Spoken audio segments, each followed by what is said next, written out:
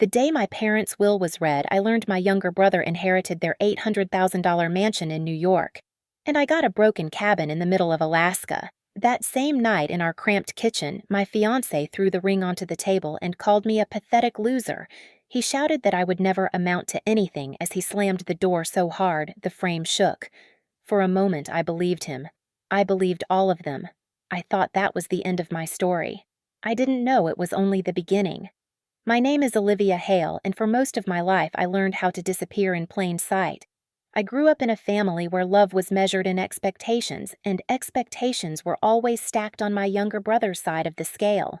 Marcus was the star from the moment he could walk loud, charming, impossible to ignore. I was the quiet one, the dependable one, the daughter who blended into the background because that was easier than competing for a spotlight that was never meant for me. I was the kid who brought home a high school essay my teacher called exceptional. I placed it on the dinner table like it was a secret I hoped someone would notice. My father barely glanced at it before turning to Marcus, asking about his next basketball game, already planning the cheers he'd shout from the bleachers. My mother squeezed my hand under the table, a small hidden gesture she hoped would be enough to make up for the silence. It wasn't, but I pretended it was. That pattern never changed. Marcus always moved through life as if doors were built to open for him. I learned to knock softly and wait. He got the newest shoes, the better schools, the praise for things I worked twice as hard to achieve. I told myself it didn't matter. I told myself love didn't need to look equal to feel real. I was wrong about that, but it took years to admit it. In my 20s, I built a quiet, steady life in New York. I worked long hours analyzing data, taking pride in the things no one saw: accuracy, patience, stability.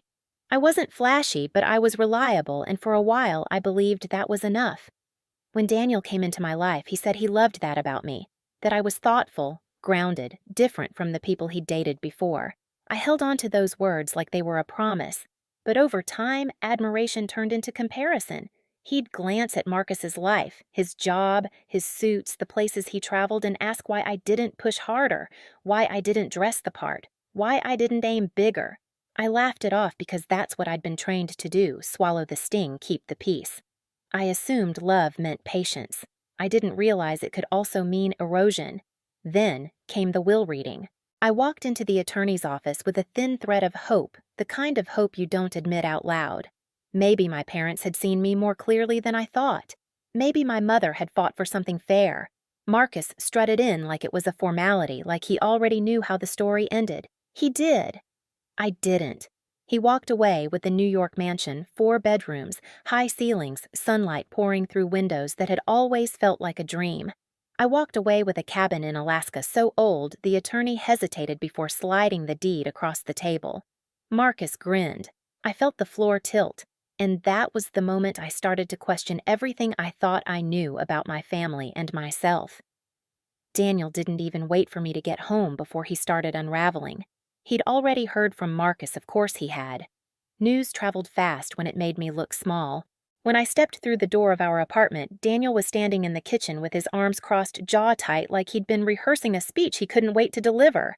"So that's it," he snapped before I could put my bag down. "Your brother gets a mansion and you get—" "What, a shack in the middle of nowhere?" I told him it was a cabin. I didn't tell him my voice shook when I said it. He laughed, a sharp, bitter sound that felt like glass hitting the floor. "A cabin, Olivia, God." "Do you hear yourself?" He pushed away from the counter, pacing like he couldn't bear to stay still. "I'm working my tail off trying to build a future, and you're dragging us backward." I tried to explain that I hadn't chosen any of this, but the words barely made it out. He talked over me louder each time until the walls themselves seemed to flinch. "You know what Marcus said," Daniel continued. "He said your parents were being practical. They knew who the real investment was." My heart stopped. He said it so casually, like the cruelty was a fact he was simply repeating. All the years of swallowed disappointment came rushing up at once, sitting in bleachers alone at Marcus's games, pretending I wasn't hurt when my father forgot my birthday hearing relatives joke that I was the sensible one, which was just another way of saying the forgettable one. Daniel wasn't done. "You need to wake up," he said, voice dropping to a hiss.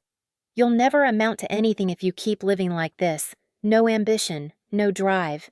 Just settling." The word settling hit harder than anything else. Settling was what I had done my whole life. Settling to make everyone comfortable. Settling to avoid conflict. Settling because being the quiet, reliable one felt safer than proving I was worth more. He stepped closer, frustration radiating off him. Do you think I want to marry someone who brings nothing to the table? Someone who's always second place in her own family? I felt something inside me crack. Not anger cracks don't explode. They split slowly, cleanly in silence. "That's not fair," I whispered. He scoffed. "Fair, Olivia, look at your life. You're almost 30. You have nothing, no savings, no real plan, no future. Your parents clearly saw that, and honestly, I'm starting to see it too. The worst part wasn't the words themselves. It was realizing he had probably believed them for a long time. The apartment felt smaller, the air too thin. I could hear my heartbeat in my ears louder than his voice, louder than everything. For a moment, I thought about defending myself, telling him about the nights I stayed late at work, the sacrifices I made the way I held us together when he doubted himself. But I knew it wouldn't matter. People like Daniel didn't listen. They measured worth in trophies and inheritances, and I had neither. He grabbed his coat, his movements sharp and final. "I'm not signing up for this," he said. "I'm not tying myself to someone who can't keep up. Not when your own parents didn't think you were worth more than a broken cabin." He opened the door, turned back, and delivered the line that would follow me for days. "You're a pathetic loser, Olivia." Then the door slammed, and the silence that followed cut deeper than his words ever could. I sat on the kitchen floor long after Daniel's footsteps faded down the hallway. The ring he threw lay near the leg of a chair, catching the weak light from the window. I didn't move to pick it up. I couldn't. My hands felt heavy, as if lifting them would admit that everything he said was true. The silence in the apartment pressed in on me, thick and suffocating, broken only by the low hum of the refrigerator and the distant sound of someone laughing in the hallway. Life went on out there. Mine felt like it had stopped. His words replayed in my head, looping so clearly it felt like he was still standing over me. Pathetic loser. Never amount to anything. No future. Each one dropped into my chest like a stone sinking deeper every time I breathed. And beneath it all, the sharper, quieter pain, he wasn't the first to say something like that. Just the first to say it out loud. I curled my knees to my chest, pressing my forehead against them, and for the first time in years, I cried without trying to hide it. Not polite tears, not the kind you blink away before anyone notices. This was the kind that came from years of swallowing things whole. My father's dismissiveness, Marcus's smug victories, relatives' well-meaning comments about how practical I was, and now this. The final proof, apparently, that everyone else had been right about me all along. When the tears stopped, the apartment felt even colder. I stood, slowly grabbed a towel, and wiped my face, as if cleaning away the last trace of a life that didn't fit anymore. My reflection in the microwave door looked hollow, but not destroyed. Something inside me had shifted, subtle but unmistakable, the kind of shift that comes not from anger, but from hitting a limit so absolute there's nowhere left to go but forward. I walked into the bedroom, opened my laptop, and hovered over Daniel's contact photo glowing on the screen.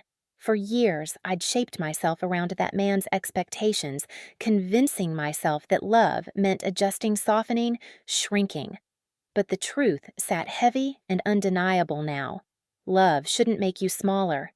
And if it did, then losing it wasn't a loss at all. I closed the laptop and opened a travel site instead. I typed in one destination, Alaska. The idea felt ridiculous at first. A cabin in the middle of nowhere in winter. But the longer I stared at the screen, the more the thought solidified. I couldn't fix anything from this apartment. I couldn't breathe here. I couldn't stay one more night in the place where my future had been torn apart like it was nothing. If that broken cabin was all my parents thought I was worth, then I needed to see it with my own eyes. I booked a one-way ticket. The next morning, I packed a single suitcase and left the ring on the table without a note. The flight was small, loud, and shaky, rattling through gray clouds. Hours later, a driver in an old truck carried me down narrow, icy roads where the world felt untouched. When he finally stopped, he pointed toward a dark stretch of trees. "Cabin's about a mile that way," he said. I stepped out into the cold, the wind cutting through every layer I wore. I could barely see the roof through the branches as I approached it. The place looked exactly like what everyone thought of me, forgotten, weathered, barely holding together. I put my hand on the door. The cabin door resisted me, swollen from years of snow and neglect. When it finally lurched open, a blast of cold air and the sharp scent of wet wood slapped me across the face. For a second, I just stood there, letting the darkness swallow me whole. This was my inheritance, my value according to everyone who ever claimed to love me. Inside, the place sagged under its own weight. Floorboards, bowed walls warped, and a broken window let a thin veil of snow drift across the rotting floor. A chair lay collapsed in the corner like it had given up long before I arrived. My boots echoed softly, each step stirring dust that glittered in the weak light. I wrapped my arms around myself. "This is what I was worth," I whispered, but the silence didn't answer. It never had. I set my bag down and began moving debris. I didn't fully know why, maybe instinct, maybe the desperate need to control one tiny part of my life. I cleared a corner, then another, until sweat mixed with the cold on my skin. As I swept a wide patch of floor near the center of the room, the broom hit something uneven beneath the old rug. I froze. I crouched, pulled the rug back, and dust exploded upward. Under it lay a wooden hatch with a small iron ring sunk flush into the boards. My heartbeat quickened. I hesitated. Maybe it was nothing. Maybe it was dangerous. But something inside me, some quiet, persistent instinct, pushed past the fear. I pulled the ring. The hatch groaned open, releasing a wave of cold air from below. A narrow stairway disappeared into darkness. I grabbed my flashlight, clicked it on, and descended carefully, each step whining beneath my weight. At the bottom, my boots hit packed earth. The beam of light shook in my hand as I swept it across the room, and my breath caught. Crates, dozens of them, stacked neatly, deliberately. Heavy wooden boxes reinforced with metal, untouched by time, except for a thick coat of dust. A large trunk sat in the corner like a final secret. My hands were trembling when I approached the nearest crate. I found a rusted piece of metal on the ground and wedged it under the lid, forcing it upward until the wood cracked. Inside were tightly wrapped cloth bundles. I picked one up, unwrapped it, and gold coins spilled into my palm, cold and impossibly bright. My heart slammed against my ribs. I opened another bundle, jewelry, antique pieces with stones that glowed under the shaking flashlight beam. Another silver bars stamped with dates from decades ago. I stepped back, breath shallow. The cold air bit into my lungs, but I barely felt it.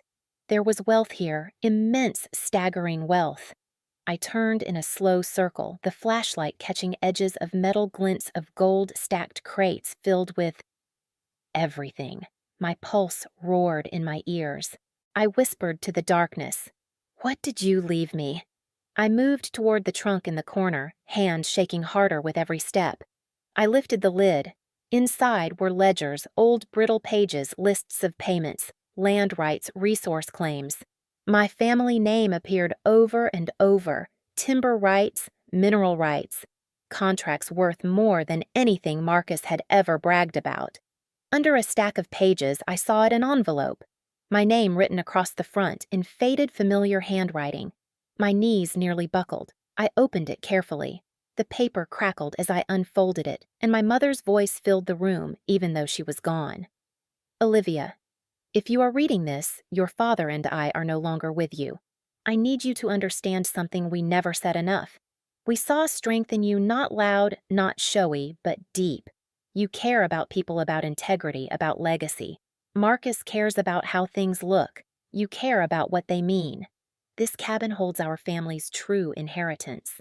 We gave Marcus the home he could show the world, because that is what he understands. But this history, these rights, this responsibility belongs with you. We trust your heart. Please remember that. Love, Mom." I pressed the letter to my chest as tears blurred the ink. The air around me felt warmer, or maybe that was just the first flicker of something I hadn't felt in years being seen. All those nights I thought my parents dismissed me. All those moments I believed Marcus was chosen because he was better. All the times Daniel made me feel small, like I was meant to stay behind while he ran ahead. They had never seen me that way. My parents had trusted me with everything they couldn't say out loud. I wiped my eyes and looked around the cellar. The fortune wasn't just money. It was a message, a confirmation, a rebirth. I picked up a gold coin, feeling its weight settle into my palm. A laugh escaped me, quiet, shaky, but real.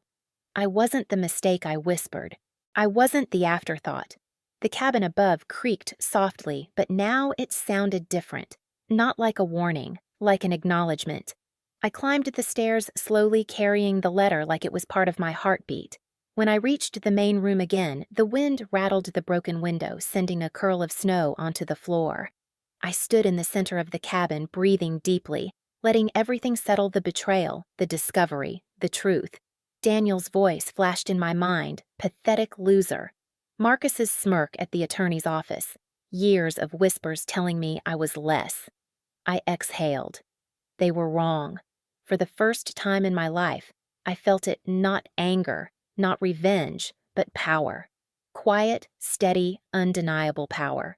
The kind you don't announce, the kind you carry. And the cabin, broken and cold, no longer felt like a punishment. It felt like a beginning. I spent the next 2 days cataloging everything in the cellar, my notebook filling with values, dates, and resource rights that could reshape my entire future. I contacted experts under a different name, careful and quiet, making sure no one, not Marcus, not Daniel, caught even a whisper of what lay beneath the cabin. Each confirmation I received felt like another anchor settling inside me. Marcus called twice, bragging about the sunlight in his new mansion. I let the calls ring out. Daniel sent a message saying he missed me and wanted to talk. I deleted it without opening it.